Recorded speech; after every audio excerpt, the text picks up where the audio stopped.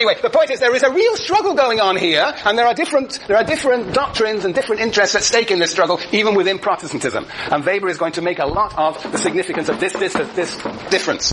Calvin, well, we are talking, of course, and this is the 16th century, and Luther has lived 1483, just so you know, 1483 to 1546, and he pins those 95 Theses on the Wittenberg Church in 1517, and Calvin lives a bit later, 1509 to 1564.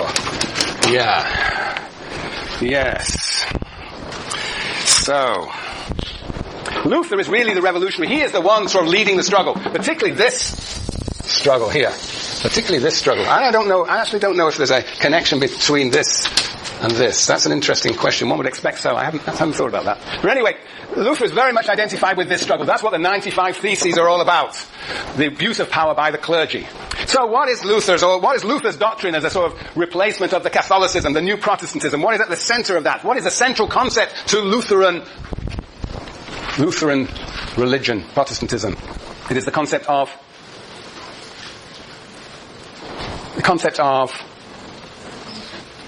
Sam.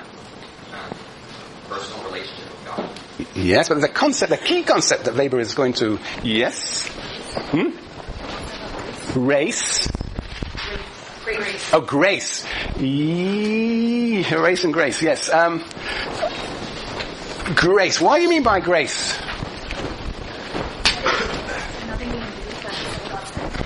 Yes, there's nothing you can do. God's grace. Well, no, there's something much more specific that Luther emphasizes, or Weber emphasizes in Luther, Jessica. It's something to do with what we do on earth. Yes, but I've forgotten your name. Michelle. You're guessing in the dark. Yeah, it's not actually, because that's going to be associated with this gentleman. Yes, Kristen. All people have a calling. A calling. That is the concept, the crucial concept here is calling. What is this idea? What is this idea of calling? We've just already talked about it earlier today. Yes, what is it? Kristen, tell us. Kind of like a natural inclination towards something, and the best thing to do is fully realize that. Right. So the idea is a calling is really some sense of vocation that we are destined in some way to hold some place in the division of labor. But the point of the Lutheran is that in a sense we celebrate God by what? We celebrate God by what? By embracing the calling, by activities, worldly activities. This is the crucial point of Protestantism, is that we fulfill our religious duty by engaging in worldly affairs. We fulfill our religious duty by engaging in worldly affairs. So engaging in worldly affairs. Engaging, if you will, in the division of labor. Engaging in worldly affairs. We don't retreat from the world, we engage the world. We find our place in the division of labor. Yes, so he says, alright, let's have a few, page 80. Yeah, 80. Ooh, yes, alright, page 80. Sasha, page 80. Why don't you read to me? And if you need some help, let me know. 2, 4, 6, 8 lines down on page 80. Sorry? No, but at least. Next line. But at least one thing would unquestionably new. The valuation of the fulfillment of duty in worldly affairs as the highest form of the moral activity of the individual pursuit. Now drop down 2, 4, 6, 7 lines. The only way. The only way of living acceptably to God was not to surpass worldly morality in an abstract asceticism, but solely through the fulfillment of the obligations imposed upon the individual by completion in the world. That's right. So in a sense, the asceticism of the monastery goes out into the world and we specialize in our calling. And if we look on page, there's something on 83, I suppose. From the top of the page, 2, 4, 6, 7, 8 lines from the top. 2, 4, 6, 8, yep. From the top of the page, it says, the effect of the Reformation as such was only that, as compared with the Catholic attitude, the moral emphasis on the religious sanction of organized worldly labor in a calling was mightily increased. Yes. The idea of working in a calling, in a sense, to glorify God. We worship God through our worldly activities. And it's like, so he says on page 84, 2, 4, 5, 6, 7 lines from the top.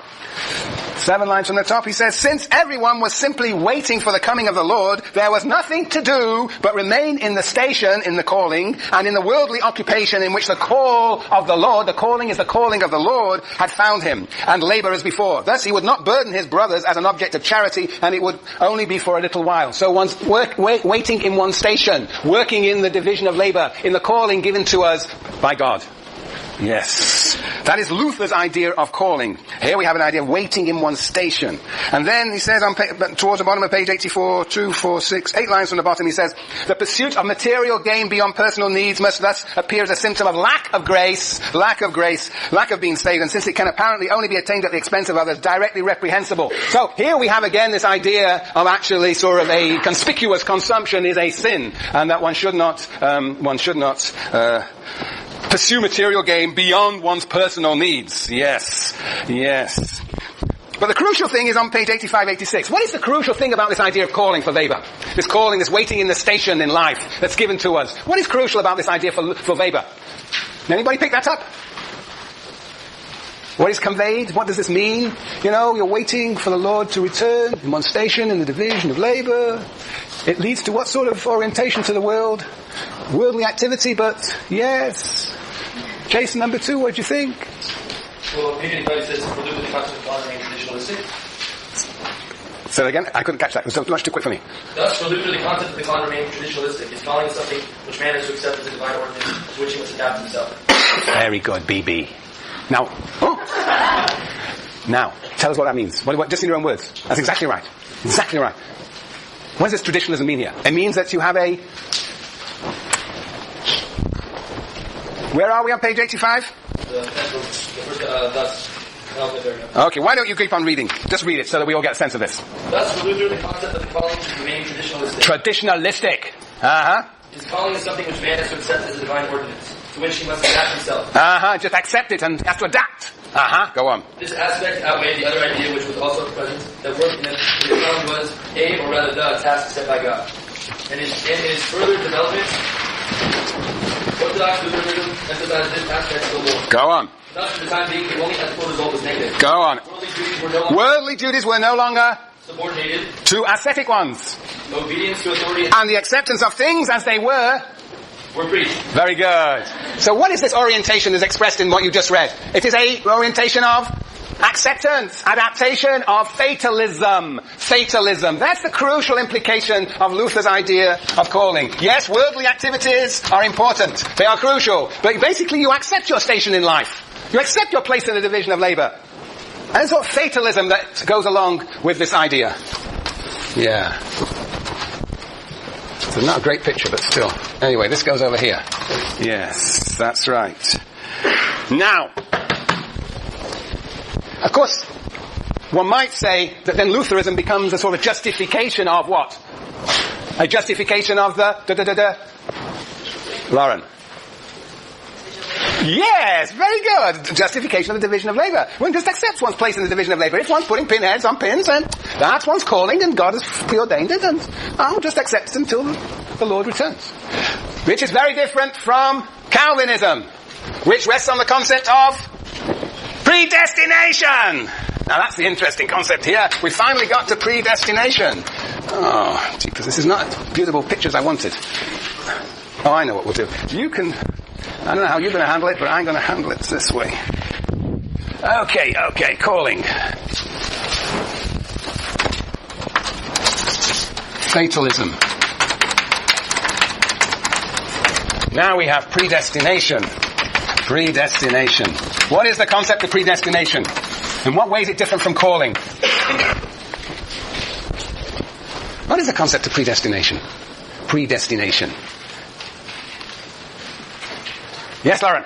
Well, when I think of it, I think of predestination as you have less of a say in how your life goes. Like, everything's already set out for you, but with calling, you're more like, you have your own way to get, you have a final ending or a final place, but you have a way to get, you get your own road. Charita?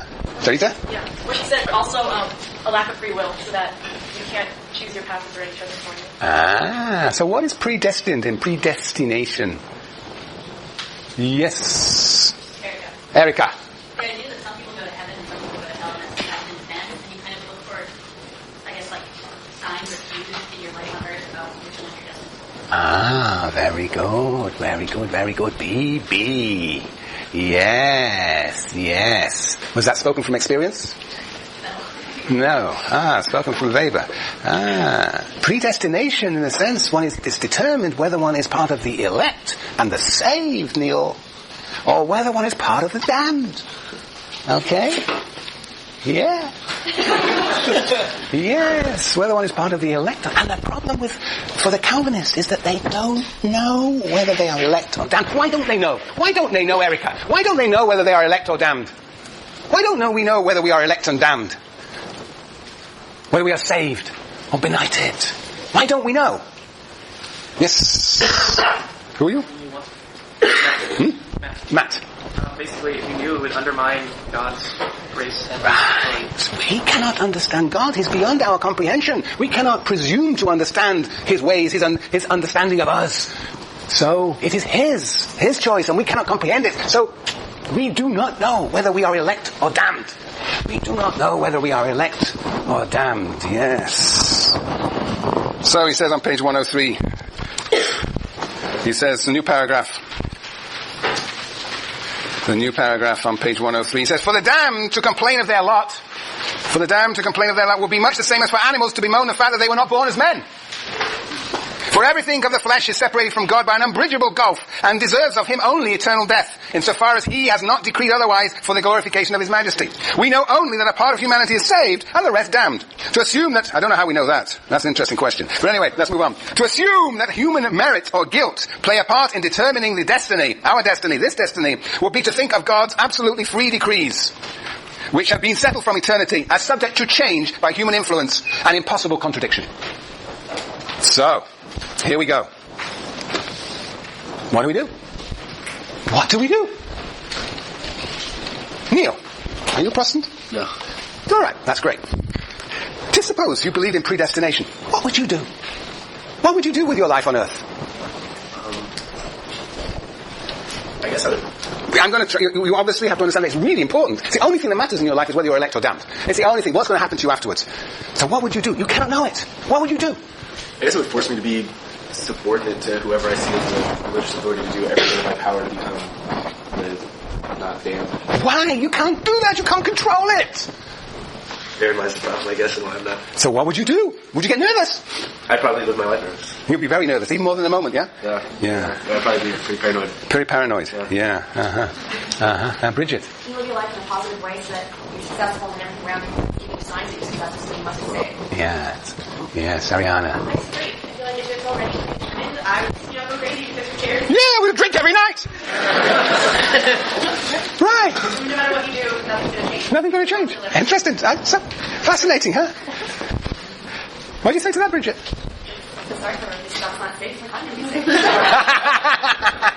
She's obviously damned, right? Yes. Very good. No, it's interesting. And that's what this book is about. The essence of the heart of this book is the social psychology of the consequence of predestination. And Bridget's got the right idea, according to Calvinism. So, you don't know, but you're so worried about it, Neil, that you look for signs that you are saved. And if you're going to look for signs that you are saved, you're going to look for positive signs. So you're going to act in a way that will deliver those positive signs so you will feel good that you may possibly be saved. Right, Bridget? Look, it's like, suppose you want to go to law school. Right, Jason? Yeah, why not you? Jason, you want to go to law school. This is the last semester. And the grade that you get at the end of this course will determine whether you go to law school or not, whether you're elect or damned. And you go to the last 2 or 3 sections, and you know that the GSA has already graded your paper. You know that the GSI, who is Graham. Where's Graham? Interesting. Very good.